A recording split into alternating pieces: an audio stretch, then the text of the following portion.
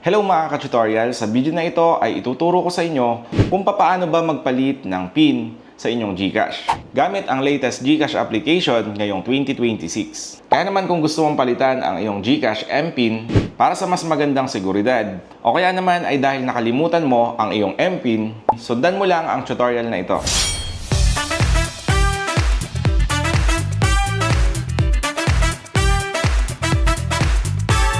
Nga pala, kung bago ka pa lang sa YouTube channel na ito, ako nga pala si John Mendoza Susi, kung saan ay nagsishare ako ng mga online tips and online tutorials. Kaya naman kung hilig mo yung mga ganitong klaseng content, ay i-click mo na yung subscribe button. So balik tayo mga ka-tutorial, para magpalit ng GCash MPIN ngayong year 2026, ganito lang yung gawin mo. Una ay i-open mo lang yung GCash application sa iyong cellphone. Be sure na updated ang iyong GCash application. At para palitan ang iyong PIN, pindutin mo lang itong forgot MPIN. Itong nasa pinakababa.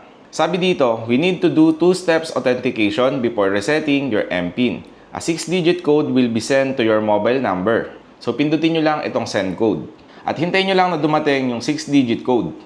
At kapag enter nyo nito, ay pindutin nyo lang yung submit. Next naman ay face verification. Dito ay kinakailangan na i-scan ang inyong muka.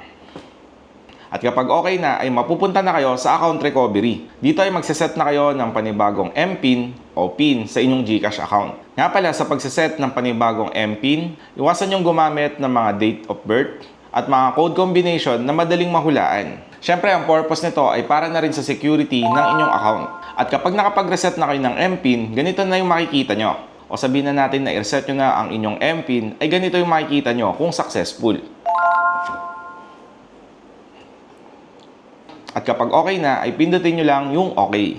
Nga pala, pwede rin kayong magpalit ng MPIN or PIN sa inyong dashboard account. Ang gagawin nyo lang ay pumunta lang kayo sa My Profile. At dito sa Profile, pindutin nyo lang yung Settings. Sunod naman ay makikita nyo na itong Change MPIN. So pipindutin nyo lang yan. At dito ay kinakailangan nyo munang i-enter ang inyong MPIN. At kapag enter nito, ay pwede na kayong magpalit ulit ng panibagong MPIN or PIN sa inyong GCash account. At kapag na-set nyo na, ay pindutin nyo lang yung submit. At okay na, ganun lang kadali. So yun lang mga ka-tutorial. Sana'y nakatulong sa inyo yung video natin na ito kung paano magpalit ng GCash MPIN or PIN o GCash MPIN Change Tutorial 2026. Again, kung nakatulong ang video na ito, ay huwag mo namang kalimutang bigyan ng like. At kung okay lang din naman, ay mag-subscribe ka na din para updated ka kapag meron tayong bagong video. Thank you for watching and always remember, never stop learning because life never stops teaching.